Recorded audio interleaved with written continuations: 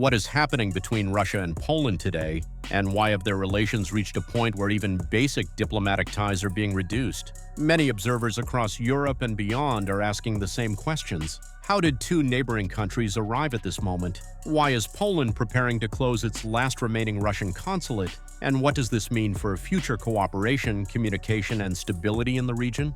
These developments are raising important discussions, not only about bilateral relations, but also about the wider European diplomatic landscape. When a country takes such a step, limiting one of the last formal channels of communication, it inevitably prompts analysts to ask whether this signals a temporary policy shift, a long-term change, or a symbolic gesture intended to send a specific message. At the same time, Russia has responded by describing the situation as a significant decline in relations. But what exactly led to this? Why did Polish officials make this decision now? And how might both sides navigate the consequences of a nearly frozen diplomatic relationship? Today, we take a closer look at the statements, the reactions, and the context behind this latest development and what it could mean for the future. Poland's decision to close the last Russian consulate in the country has become the center of a major diplomatic conversation. According to Polish Foreign Minister Radosław Sikorski, the consulate must cease operations by December 23.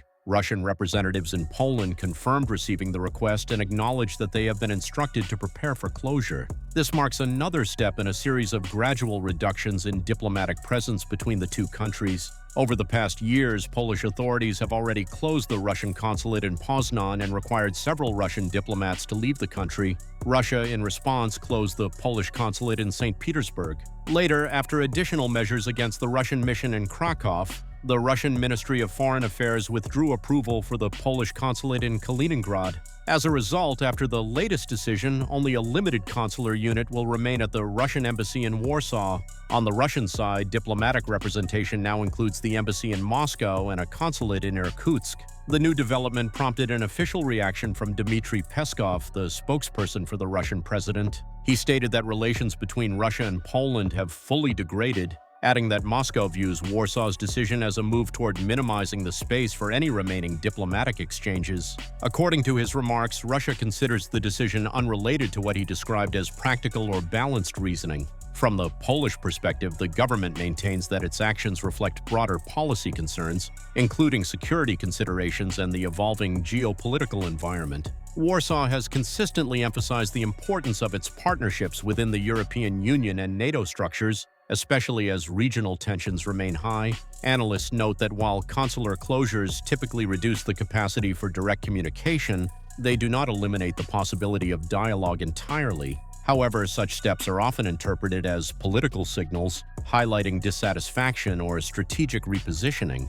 The broader context also includes previous incidents and disagreements between the two nations on issues such as border security, regional strategy, and political narratives. In many ways, the current situation reflects the accumulation of years of strained relations, now reaching a new low point. Looking ahead, several questions arise. Will these measures mark a long-term freeze in bilateral contacts? Could intermediaries, such as European institutions or neutral diplomatic partners, play a role in facilitating communication?